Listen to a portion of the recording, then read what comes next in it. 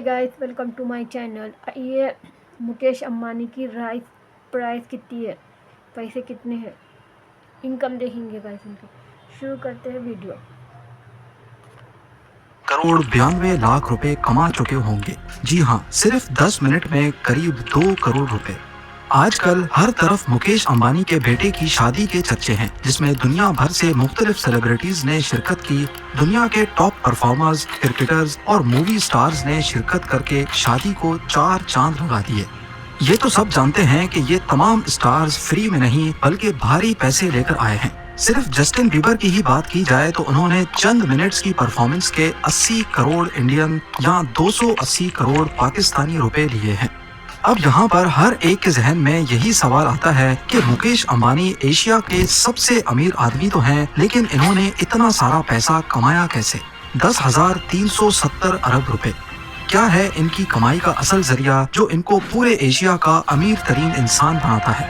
और सबसे बढ़कर, जब एक भाई सोने के पानी से नहा रहा है तो वहीं दूसरे भाई का दिवालिया क्यों निकला हुआ है? आइए देखते हैं मुकेश अंबानी की सक्सेस स्टोरी की कुछ झलकियां। ज़ेम टीवी की वीडियोस में एक बार फिर से खुशामदीद। नाज़रीन, अगर आप इंडिया में रहते हैं तो चाहते हुए भी कोई ऐसा दिन नहीं गुजार सकते जिसमें आप मुकेश अंबानी को कोई प्रॉफिट ना दें।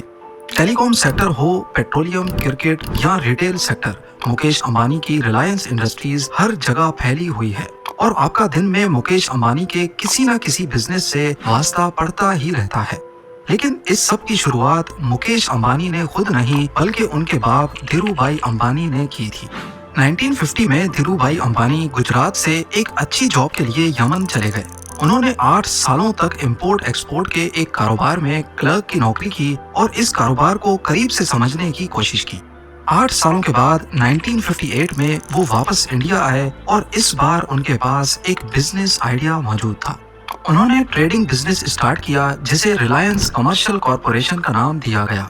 शुरुआत में ये आरसीसी कंपनी सिर्फ स्पाइसेस यानी मसालों की ट्रेडिंग में इन्वॉल्व थी। वो इंडिया से मसाले खरीद कर उनको मिडिल ईस्ट और अफ्रीका में एक्सपोर्ट करते थे। क्योंकि 8 साल तक इंपोर्ट एक्सपोर्ट के काम से वाबस्ता रहने की वजह से धीरूभाई को इस बिजनेस का काफी एक्सपीरियंस था, इसीलिए देखते ही देखते कामयाबी की सीढ़ियां उनके लिए आसान बनती गईं। लेकिन धीरूभाई कुछ और भी करना चाहते थे। उन्होंने सोचा कि इंपोर्ट एक्सपोर्ट तो चल ही रही है, अब क्यों ना मैन्युफैक्चरिंग बिजनेस में कदम रखा जाए। 1966 में उन्होंने रिलायंस टेक्सटाइल्स के नाम से एक नई कंपनी लॉन्च कर दी। उस वक्त कॉटन पर इंडियन सरकार की तरफ से काफी सख्ती थी, जिसकी वजह से पूरी इंडियन टेक्सटाइल इंडस्ट्री में बहरान रचा हुआ था। इसी दौरान धीरूभाई अंबानी ने कॉटन के बजाय सिंथेटिक टेक्सटाइल्स का इस्तेमाल शुरू कर दिया, यानी केमिकल प्रोसेस के जरिए कपड़े बनाए जाने लगे, जिससे न सिर्फ वो सरकार की पॉलिसीज से बच गए बल्कि कपड़े सस्ते होने की वजह से मार्केट में ज्यादा फेमस भी हो रहे थे। धीरे धीरे रिलायंस इंडस्ट्रीज बढ़ती गई, बड़े बड़े इन्वेस्टर्स और आम पब्लिक भी इसमें इन्वेस्ट करने लगी। रिलायंस इंडस्ट्री इतनी कामयाबी हासिल कर चुकी थी कि 1987 में क्रिकेट वर्ल्ड कप का टाइटल स्पॉन्सर भी रिलायंस के पास ही था। अब यहाँ पर एक चैलेंज ये था कि धीरूभाई अंबानी को टेक्सटाइल इंडस्ट्री चलाने के लिए पेट्रोकेमिकल्स दूसरी इंडस्ट्रीज से खरीदने पड़ते थे, इसीलिए उन्होंने अपना पेट्रोकेमिकल बिजनेस स्टार्ट करने का इरादा कर लिया। इस तरह रिलायंस पेट्रोलियम इंडस्ट्री में भी उन्होंने कदम जमा लिए। 1986 में जब धीरूभाई अंबानी बीमार हुए तो उनके दोनों बेटे अनिल और मुकेश अंबानी बिजनेस में उनकी हेल्प करने लगे, और जब तक धीरूभाई अंबानी जिंदा रहे दोनों बेटे उनके नीचे मिलकर काम करते थे। मगर 2002 में जब धीरूभाई की मौत हुई तो एक नया डिस्प्यूट सामने आ गया। अपनी मौत से पहले धीरूभाई अंबानी ने अपनी जायदाद की तकसीम यानी उसके डिवीजन के बारे में कुछ नहीं बताया था, तो अब उनके जाने के बाद रिलायंस इंडस्ट्रीज का कंट्रोल कौन संभालेगा? इसी सिलसिले में रिलायंस के बोर्ड ऑफ गवर्नर्स की मीटिंग कॉल की गई और उसमें फैसला हुआ कि ज्यादा कंट्रोल मुकेश अंबानी को दिया जाएगा, और यहीं से दोनों भाइयों के दरमियान दरार पड़ गई। दोनों भाई आपस में लड़ने लगे और एक दूसरे से बातचीत खत्म कर दी।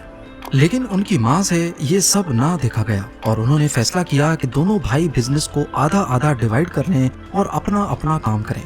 इस तरह 2005 में रिलायंस इंडस्ट्रीज को 2 भाइयों में डिवाइड कर दिया गया। रिलायंस ऑयल, गैस, पेट्रोकेमिकल और मैन्युफैक्चरिंग मुकेश अंबानी के हिस्से में आए और रिलायंस एनर्जी, टेलीकॉम और रिलायंस कैपिटल अनिल अंबानी को मिले।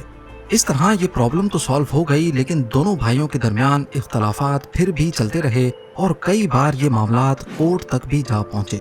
मुकेश अंबानी ने अपने हिस्से के बिजनेस को मेहनत करके बढ़ाना शुरू कर दिया।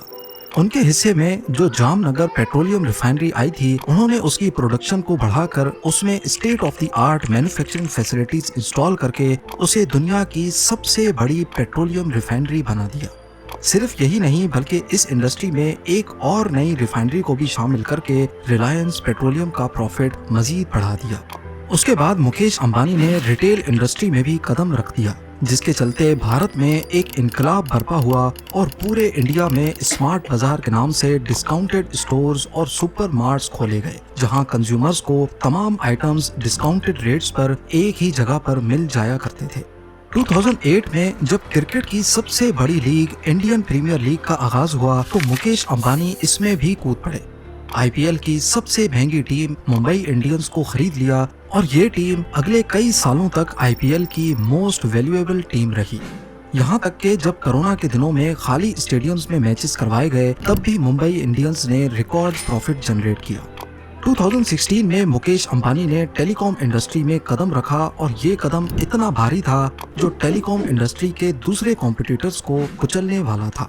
जियो के नाम से उन्होंने एक मोबाइल नेटवर्क लॉन्च किया जिसमें कॉल्स, डेटा और मैसेजेस को पब्लिक के लिए फ्री कर दिया गया। लोगों ने दूसरे नेटवर्क्स छोड़कर धड़ाधड़ जियो की सिम्स खरीदना शुरू कर दी, क्योंकि यहाँ सब कुछ फ्री मिल रहा था। देखते ही देखते जियो के यूजर्स 450 मिलियंस तक पहुंच गए और जियो ने जब 5G नेटवर्क लॉन्च किया तो यूजर्स की तादाद मजीद बढ़ गई। ये नेटवर्क अब 6G टेक्नोलॉजी पर भी दुनिया की बड़ी कंपनीज के साथ मिलकर काम कर रहा है। जियो की सक्सेस इतनी ज्यादा थी कि दूसरी टेलीकॉम कंपनीज ने जियो पर केस कर दिया।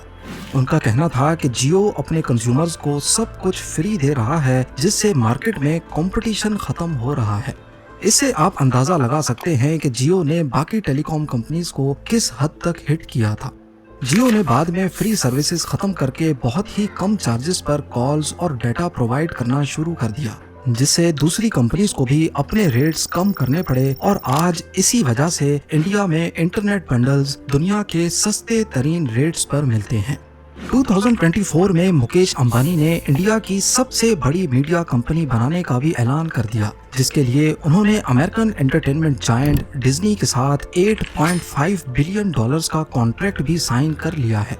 और इसी तरह पूरे भारत में हर सेक्टर पर किसी न किसी तरह मुकेश अंबानी जरूर असरअंदाज होते हैं। आज मुकेश अंबानी की नेटवर्थ $122 बिलियन से भी ज्यादा है, जो 34,160 अरब पाकिस्तानी जबकि 10,370 अरब इंडियन रुपीस के बराबर है। इस हिसाब से ये दुनिया के 11वें अमीर तरीन शख्स हैं। अगर इस लिस्ट में से अमेरिकन बिलियनर्स का नाम हटा दिया जाए तो मुकेश अंबानी पूरी दुनिया के दूसरे अमीर तरीन शख्स कहलाए जाएंगे। अब जाहिर है, जब पैसे की रेल पेल इतनी ज्यादा हो तो खर्चे भी फिर इसी हिसाब से होते हैं। मुंबई में मौजूद मुकेश अंबानी का घर, जिसे एंटीलिया कहा जाता है, बहुत ही फेमस है। ये एक 27 फ्लोर की बिल्डिंग है जो 37,000 स्क्वायर मीटर्स पर मुश्तमिल है। इसके अंदर मंदिर, सैलून्स, स्पा, थिएटर, जिम्स और हेलीपैड वगैरह सब कुछ मौजूद है। इन सब के साथ साथ ये दुनिया की लग्जरी तरीन गाड़ियों का एक शोरूम भी है। हाल ही में आनंद अंबानी की होने वाली शादी तो आपको याद ही है। एक अंदाजे के मुताबिक मुकेश अंबानी ने अपने बेटे आनंद अंबानी की शादी पर 5,000 करोड़ रुपए खर्च किए हैं और ये सिर्फ एक अंदाजा है। 5,000 करोड़ हो या 10,000 करोड़, हकीकत ये है कि जिसके पास 10,370 अरब रुपए की वर्थ हो, उसमें से 50 या 100 अरब निकालना ऐसे ही है जैसे जंगल में से 2-4 दरख्त काट देना। असल फिगर शायद कभी किसी को मालूम ही नहीं पड़ेगी। एक तरफ मुकेश अंबानी के पास तो पैसे की कोई कमी नहीं, लेकिन दूसरी तरफ इनके छोटे भाई अनिल अंबानी हैं, जिनको वालिद की जायदाद का आधा हिस्सा ही मिला, लेकिन आज उनका दिवालिया निकला हुआ है। एक्सपर्ट्स का मानना है कि अनिल अंबानी ने तेजी से तरक्की पाने वाली स्ट्रेटेजी अपनाई, जिसमें मुख्तलिफ सेक्टर्स में वो एक साथ तेजी से आगे बढ़ना चाहते थे।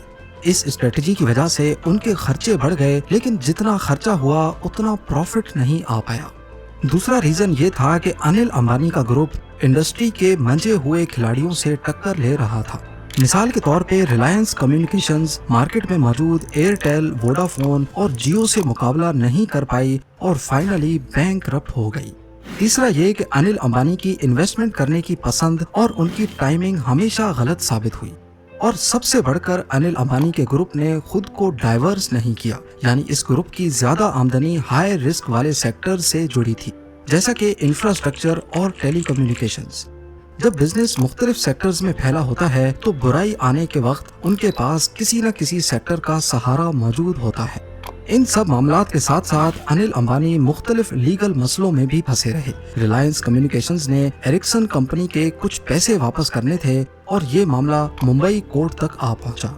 कोर्ट ने अनिल अंबानी को 1 महीने के अंदर एरिक्सन के सारे ड्यूज क्लियर करने का ऑर्डर किया और अगर ऐसा ना किया गया तो 1 महीने के बाद अनिल अंबानी को अरेस्ट किया जाना था। लेकिन ऐन मौके पर बड़े भाई मुकेश अंबानी ने एंट्री की और पैसे अदा करके अनिल अंबानी की बेल करा दी। ऐसे करते करते आज अनिल अंबानी की टोटल नेट वर्थ 0 है और ये स्टेटमेंट उन्होंने खुद यूके कोर्ट में जमा करवाई जब एक केस के दौरान कोर्ट ने उनको चाइना की 3 बैंक्स को $719 मिलियन वापस करने का ऑर्डर किया। उम्मीद है ज़ेम टीवी की ये वीडियो भी आप लोग भरपूर लाइक और शेयर करेंगे। आप लोगों के प्यार भरे कमेंट्स का बेहद शुक्रिया। मिलते हैं अगली शानदार देख वीडियो सकते में। हैं अंबानी की बेटे की शादी में अपना तो गए नहीं, फिर जियो का रिचार्ज बहुत महंगा कर दिया ना। देखो भाई भाई में कितने पैसों के लड़ाई हुई थी। देखो जो अच्छा बिजनेस कर सकते हैं वो ही आगे बढ़ सकते हैं। देखने प्लीज़ गाइस मेरे चैनल को सब्सक्राइब कीजिए प्लीज़। Bye bye bye.